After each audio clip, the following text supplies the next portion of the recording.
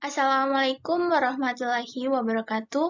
Perkenalkan, nama saya Lutfiana Hidari dengan NIM 131422057, kelas C semester 3, jurusan Manajemen Pendidikan, Fakultas Ilmu Pendidikan, Universitas Negeri Gorontalo. Di video ini saya akan mempresentasikan PowerPoint dengan judul materi isu-isu kritis dalam manajemen pendidikan, mata kuliah Psikologi Manajemen Pendidikan, tugas keempat. Langsung saja kita masuk pada materi. Poin pertama ada isu-isu pendidikan. Yang pertama, pembelajaran. Pembelajaran dewasa ini lebih mengutamakan prestasi sesaat yang ukuran keberhasilannya diletakkan pada keunggulan individu atas standar relatif tertentu. Yang kedua, ada pengelolaan pendidikan. Manajemen pendidikan tidak menyalurkan nilai pedagogis, melainkan mencerminkan proses bisnis. Ada juga kontroversi antara kekurangan tenaga pendidik atau guru dan konselor dalam bidang tertentu, dan kelebihan guru pada bidang yang lain masih banyak terjadi. Selanjutnya, ada pendidikan formal, non-formal, dan informal. Yang pertama, pendidikan formal. Pendidikan dikerdilkan oleh penegakan disiplin yang dipaksakan. Nilai-nilai global dan dunia maya merasuki kehidupan para siswa tanpa filter yang memadai. Dan pendidikan formal tidak memberikan kepedulian untuk mencegah dan meminimalkan pengaruh negatifnya. Yang kedua, pendidikan nonformal. Tujuan pendidikan nonformal yang juga mengarah pada pembangunan karakter cerdas dan terampil serta didik dalam kehidupan bersama, bermasyarakat, dan berkebangsaan belum banyak mendapat perhatian. Yang ketiga, ada pendidikan informal. Pendidikan dalam keluarga terkendala oleh kemampuan keluarga sendiri berkenaan dengan teknik operasional pendidikan, pengalaman dalam hubungan pendidikan, serta kondisi yang kurang menyebabkan kesempatan dengan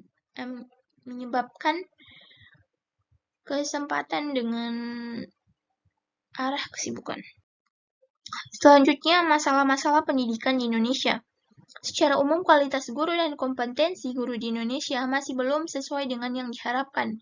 Selain itu, banyak guru yang mengajar di luar bidang keahliannya, yang secara teknis disebut mismatch.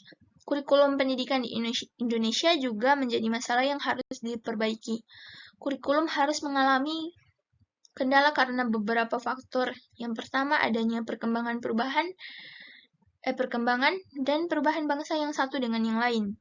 Metode pembelajaran di Indonesia juga masih banyak kekurangan. Sistem yang hanya berpaku pada buku paket inilah yang perlu diubah persepsinya. Dan juga masalah infrastruktur pendidikan masih menjadi hantu bagi pendidikan di Indonesia. Selanjutnya, realita pendidikan di Indonesia. Menurut staf ahli Kemendikbud, Profesor Dr. Kacung Marijan, Indonesia mengalami masalah pendidikan yang kompleks. Selain angka putus sekolah, pendidikan di Indonesia juga mengalami berbagai masalah lain, yaitu kualitas guru dan tenaga kependidikan, seperti kepala sekolah, pengawas, dan pemilik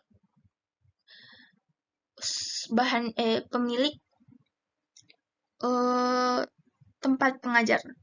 Kurikulum pengajaran, metode pembelajaran, bahan ajar, alat bantu pembelajaran, dan manajemen sekolah. Keenam elemen ini saling berkaitan dalam upaya meningkatkan kualitas belajar mengajar yang berpuncak pada peningkatan mutu pendidikan di Indonesia. Selanjutnya, sentralisasi dan desentralisasi pendidikan. Dalam sistem sentralisasi, segala sesuatu yang berkenaan dengan penyelenggaraan pendidikan diatur secara ketat oleh pemerintah pusat. Penerapan sistem desentralisasi dalam penyelenggaraan pendidikan di Indonesia yang menggantikan sistem sentralisasi secara manajerial diharapkan mampu mengembangkan kualitas pendidikan sesuai tuntutan masyarakat pengguna. Desentralisasi diterapkan agar mampu memperbaiki penyelenggaraan pendidikan dalam berbagai aspeknya. Adapun solusi untuk mengatasi masalah pendidikan, yang pertama, peningkatan akses pendidikan, kedua, peningkatan kualitas pengajaran, ketiga, kurikulum yang relevan, keempat, keterlibatan orang tua dan masyarakat, dan kelima, pengawasan evaluasi.